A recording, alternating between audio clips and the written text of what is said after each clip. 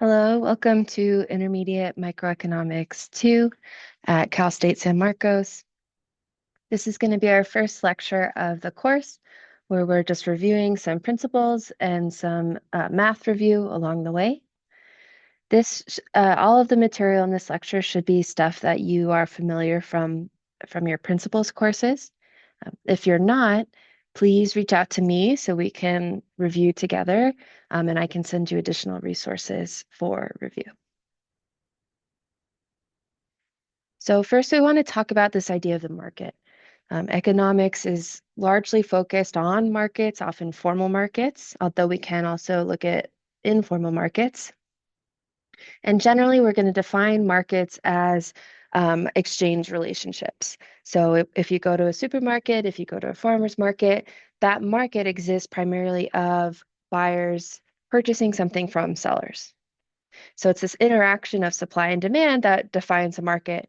And this is the reason that we often use that supply and demand model when we're trying to model our markets.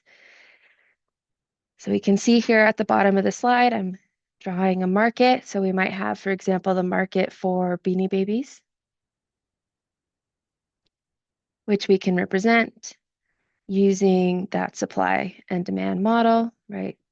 Demand representing consumers, supply representing producers, and their interaction identifying an equilibrium price and equilibrium quantity.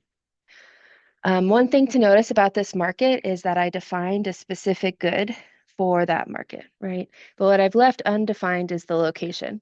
So we might say that this is Beanie Babies being traded specifically in the US, right? Or maybe I want it to be in the world, right? Either way I choose, I can define the specific market at a specific level of geographic specificity.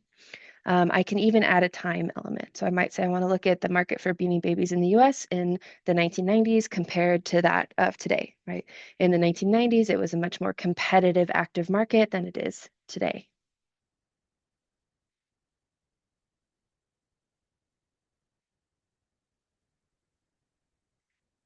We have some additional assumptions behind the supply and demand model.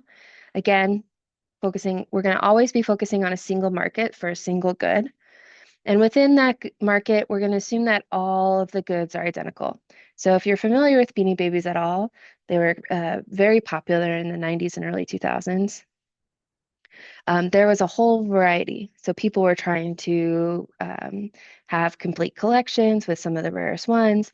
But when we're thinking about the market for Beanie Babies, we're going to treat the Beanie Babies as a monolith. We're going to treat them as if they were all essentially the same. Okay, so we're assuming that all goods are identical and that they all sell for the same price, right? Let's say that the Beanie Babies all sold for $5 each. Okay. Our last assumption here before we get to the number of buyers and sellers is that we're assuming that buyers and sellers have the same amount of information. Buyers know exactly what sellers know. There's no deception here, right? Clearly, that doesn't always occur in reality. Some real world markets, there is some asymmetric information between buyers and sellers.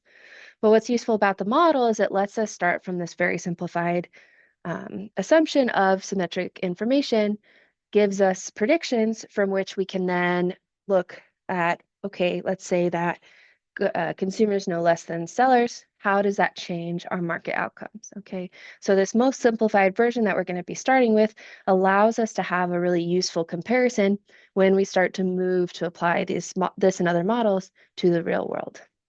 Okay, so this symmetric information assumption is one that we're going to be looking at a lot as we go through the course.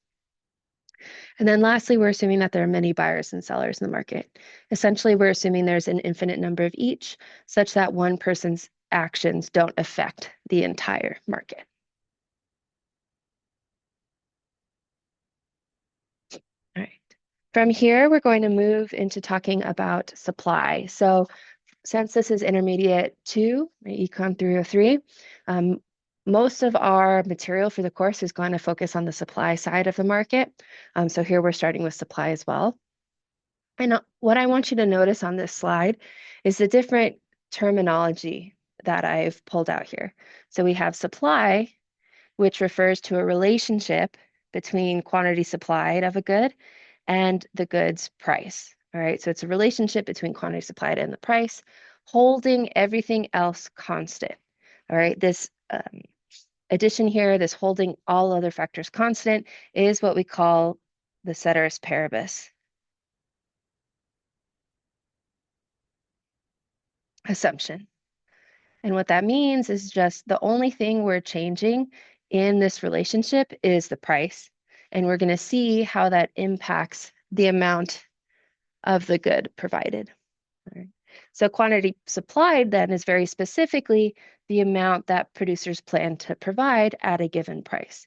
So when we refer to supply, we're referring to the relationship between quantity supplied and price. And when we refer to quantity supplied, we're referring to a specific amount. So these two terms are not interchangeable. Right? We want to be very careful with what language we use.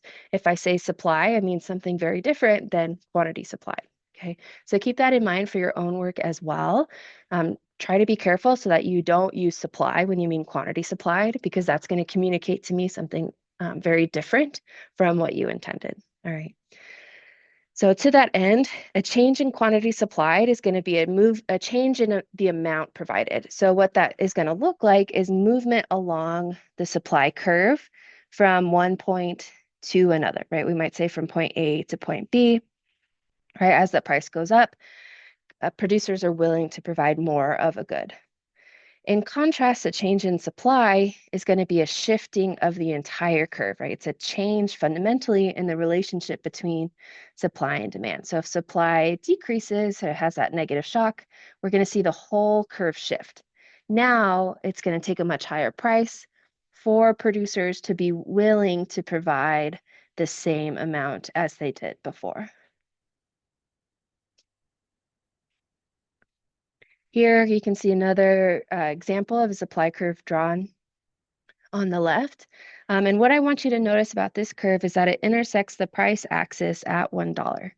That $1 amount is what we call the supply choke price. It's not always $1. In this case, it is. But what we see is that supply intersects the price axis at $1, meaning that in this case, in our market for tomatoes, farmers aren't willing to provide any tomatoes at a price of $1 or less, right? The supply curve essentially is exactly equal to that price axis.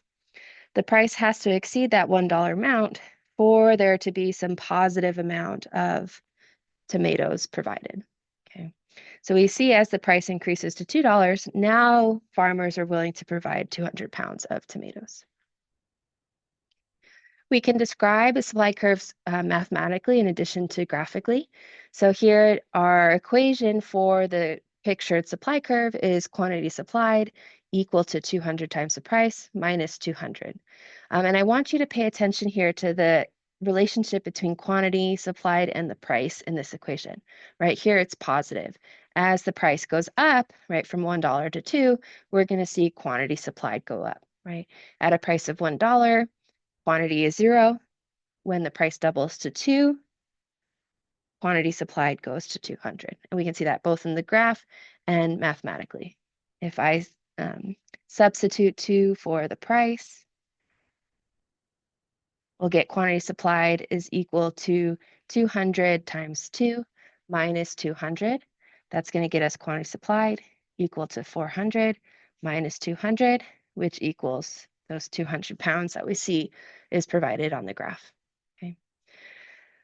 Another form of our supply equation is when it's price in terms of quantity. We call this the inverse supply equation.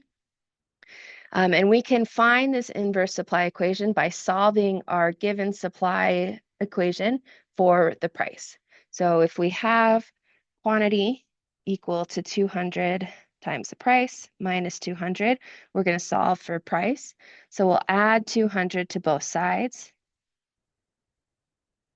That'll get us quantity plus 200 is equal to 200 times the price. Then we're going to divide both sides by 200. Okay, that's going to give us 0.005 times quantity. Here, that's a little sloppy. Let me clean that up.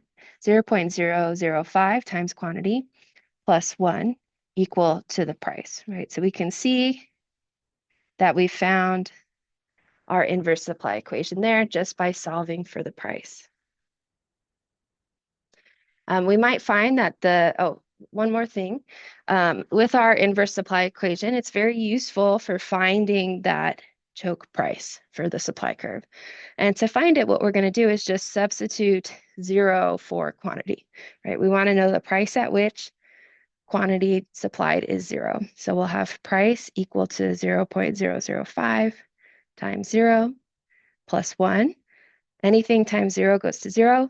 So we're just left with price equal to $1, which is again what we see graphically. We're also going to see, again, the potential for the supply curve to shift. And there are several different factors that can cause a shift in the supply curve when they change. So the first is going to be the change in the number of sellers in the market. Second will be a change in the seller's opportunity cost. Third is a change in suppliers' marginal cost of production.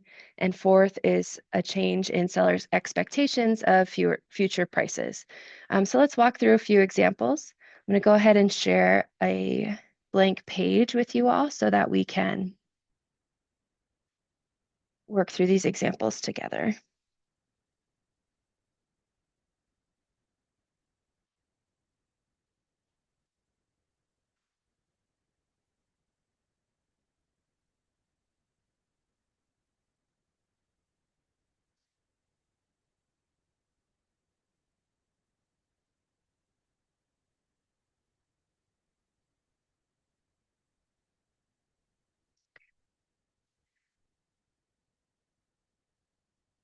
All right, so we again had several factors that can shift our supply curve. The first that we're going to review here is going to be a change in the number of sellers in the market.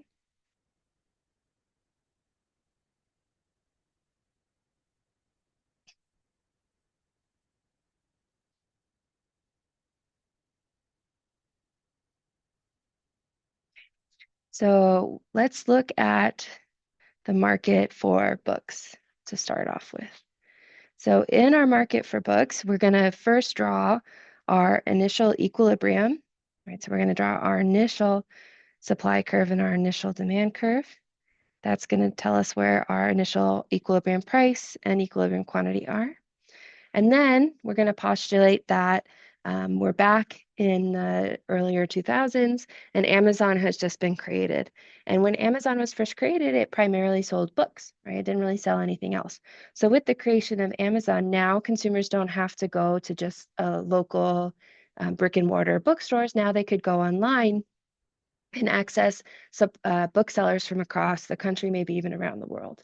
All right, so with this invention of Amazon, we get a huge increase in the number of booksellers such that the supply of books shifts down and to the right. This is going to push our market clearing price or equilibrium price down. And as a result, the equilibrium quantity traded is going to increase. Another factor that we're going to see affect our supply curve is going to be a change in sellers' opportunity costs.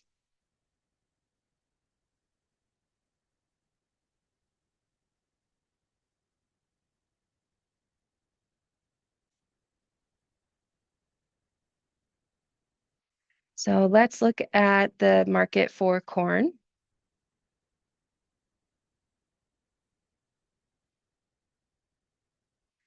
Again, we want to draw our initial market right before any change.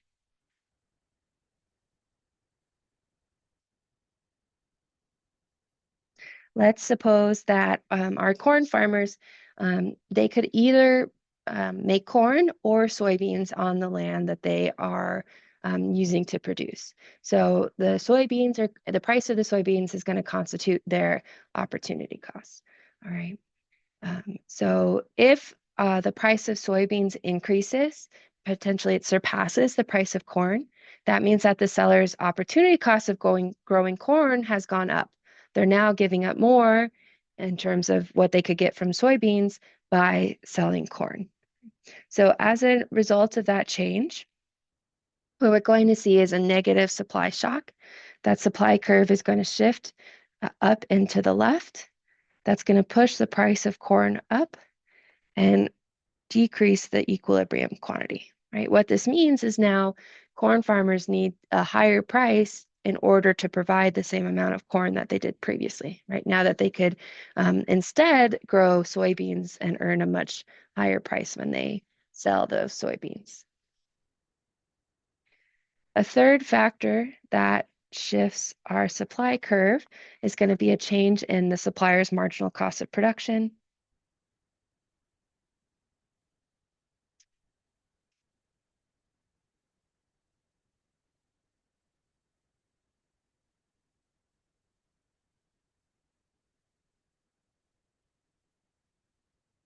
If we look at the example of cars, right, the market for cars,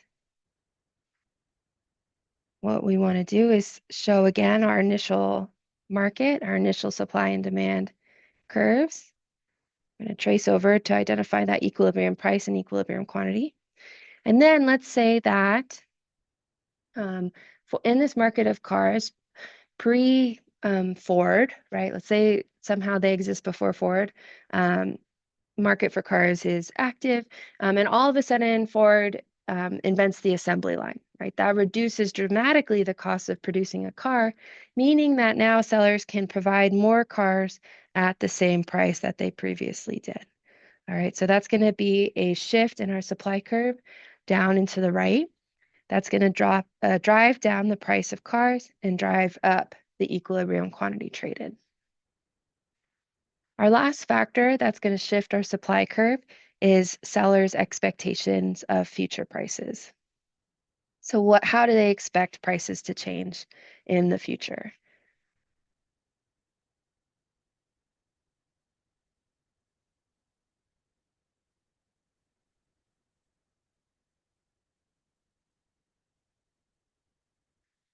Let's take as an example building materials, home building materials in Los Angeles, right? So LA just had all those huge fires. A lot of people are going to need to rebuild those homes.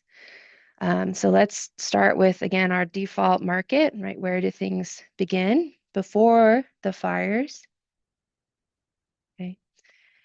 As the Palisades fire starts, and the Santa Ana winds are blowing, what we expect to happen is that the people who provide building materials, say like Home Depot or Lowe's or other manufacturing companies, they're going to anticipate the fact that if these wildfires really do get out of control like they did, a lot of people are going to need these materials.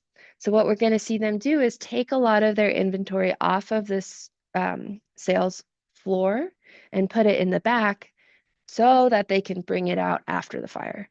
So in the time before the fire hits, we have this sudden shift of our supply curve up and to the left because of sellers anticipating that after the fires, they'll be able to sell those same materials for a higher price, right? So they don't want to sell them now at the lower price that was previously being offered.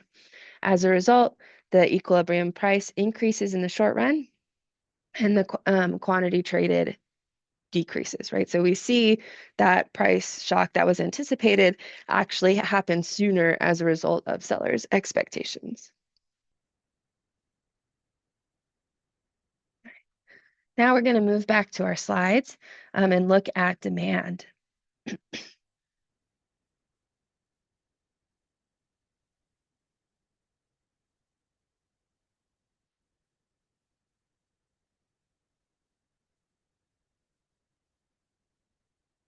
All right, so demand like supply, we have some very specific terminology that we'll be using here.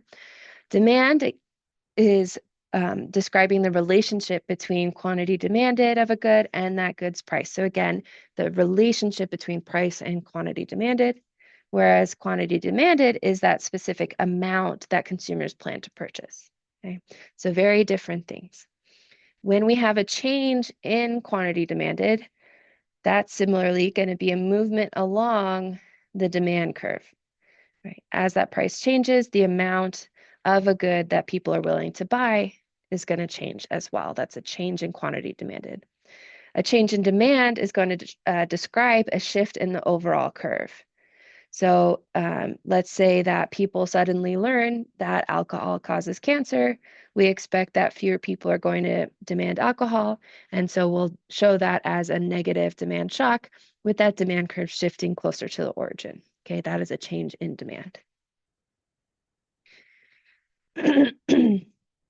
Looking at our demand curve pictured here on the left, we can see that our demand curve also has a choke price. Right? It's going to be the price at which quantity demanded is zero, the price at which no consumers want to purchase the good. We can describe this curve mathematically as well as graphically.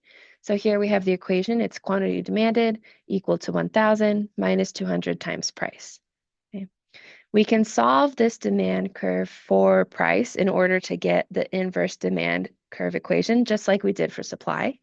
So we'll start with our given demand equation, quantity demanded equal to 1,000 minus 200 times the price, and we're going to solve for price. So we're going to start by adding 200 times the price to both sides so that we get quantity plus 200 times the price equal to 1,000. Then we're going to subtract quantity from both sides. That leaves us with 200 times the price equal to 1,000 minus Q. And then we'll divide both sides by 200, right, to isolate the price. So we'll get that the price is equal to 5 minus 0.005 times quantity. And with this equation, we can very easily find the choke price for our demand curve. We're just going to substitute 0 for quantity. Okay, so that would give us price equal to 5 minus 0.05 times quantity, times 0. Anything multiplied by 0 is going to be 0. So that second term goes to 0, and we're left with just the price equal to 5. So at a price of $5, quantity demanded is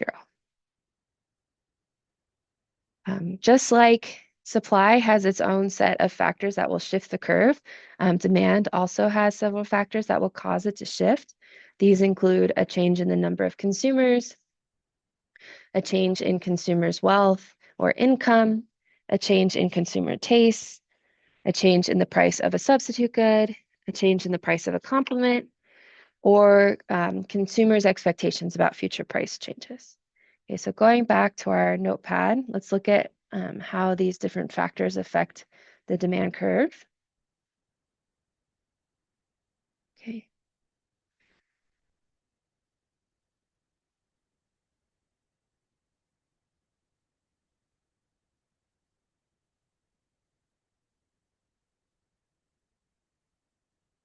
So first we have a change in the number of consumers in the market.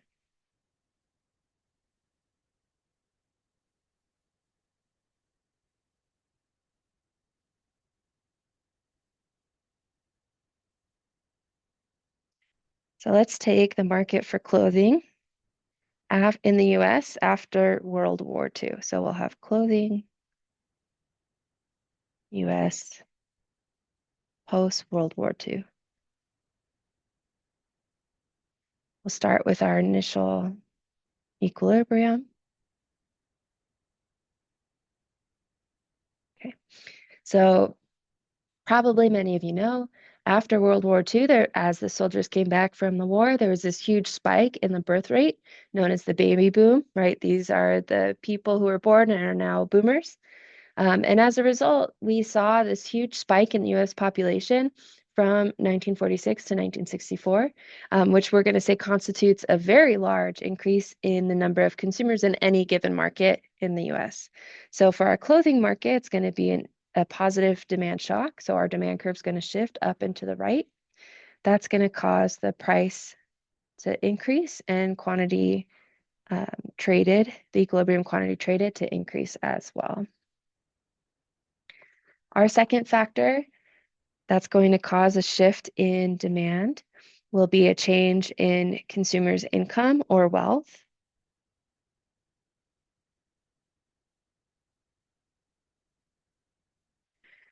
So let's think about the market for coffee shop coffee.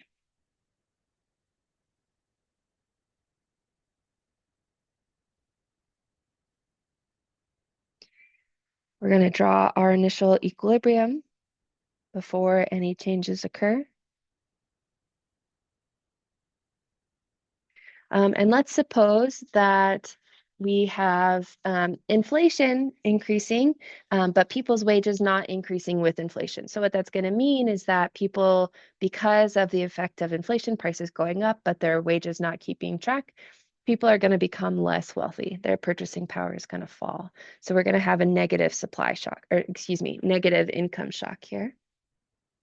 So that fall in income is going to be modeled as a negative demand shock. Our demand for coffee is going to shift down and to the left because now consumers have less money to spend on potentially luxury goods like coffee shop coffee, right? So our equilibrium price is going to fall. Our equilibrium quantity is going to fall as well as a result of that income shock.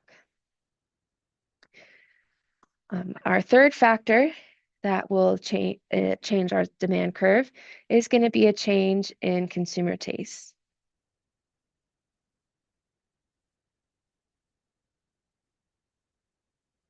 So for this one, why don't we look at the market for Tide Pods in 2018? Okay. Some of you might remember this. In 2018, there was what became known as the Tide Pod Challenge. All right, so we might say that people's taste for Tide Pods literally changed as many people who were online were trying to get viral videos by eating Tide Pods. So when that Tide Pod Challenge became viral, we saw this change in consumers' taste, notably those of Gen Z. And that change in taste meant that now consumers are willing to buy more Tide Pods for the same price. So it's a positive demand shock. That's going to cause the equilibrium price of Tide Pods to increase and the equilibrium quantity traded to increase as well. Our fourth factor that will cause demand to shift is going to be a change in the price of a substitute good.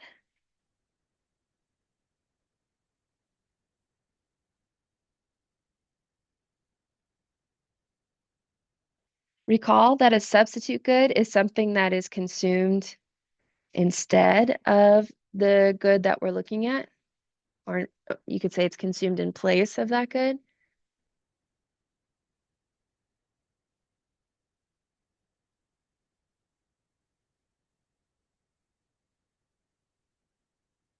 So we might say that Coca-Cola and Pepsi are substitutes, right? Often a restaurant will have Pepsi products or Coca-Cola products, right? So you can't get both often at the same establishment. So if we look at the market for Coca-Cola, okay, we're going to start by, we'll start by drawing the initial equilibrium, the initial market. And then let's say that the price of Pepsi decreases relative to that of Coke. All right, we're assuming that they're substitutes. People will drink either Coca-Cola or Pepsi and be happy. When Pepsi becomes relatively cheaper, consumers are going to move out of the Coca-Cola market and into the Pepsi one. So what we're going to see in our Coca-Cola market is a negative demand shock. So our demand curve is going to shift down and to the left, and that's going to push down our price of Coca-Cola and decrease the amount of Coca-Cola traded in equilibrium. Our fifth factor that will shift demand is a change in the price of a complementary good.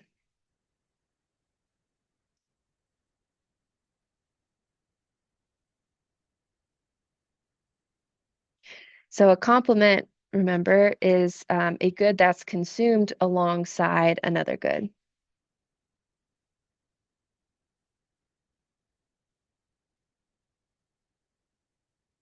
So you might think of coffee and creamer, peanut butter and jelly. Those are some classic examples of complements. So for our purposes, let's look at our peanut butter market. We're going to start by drawing our initial market.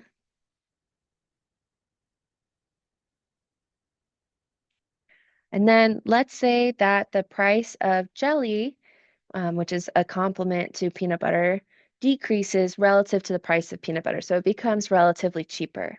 In this case, what we're going to see is a positive demand shock.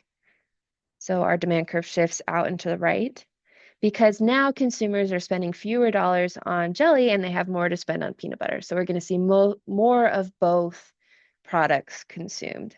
So as a result, the price of peanut butter goes up and the quantity traded in equilibrium increases as well.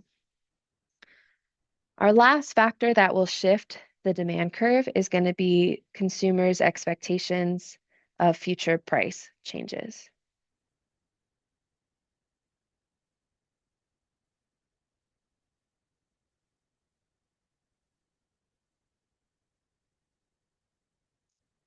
So let's consider the market for cars.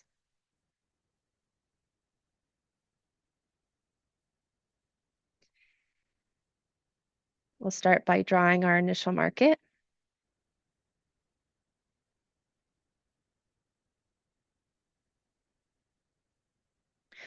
So during the COVID-19 pandemic, we saw a lot of price changes in new and used cars.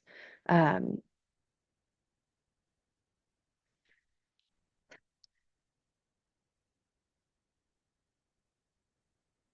In particular, when computer chips were expensive, we saw the price for those new cars rise quite a bit.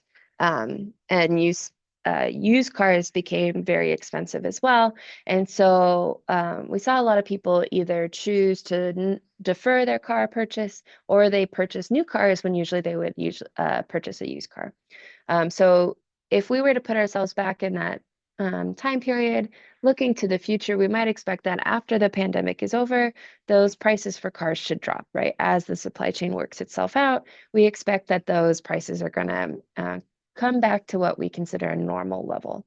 So what this means in the immediate run is that we'll have a negative demand shock for cars, right? Consumers are going to hold off in purchasing until those prices return to normal levels.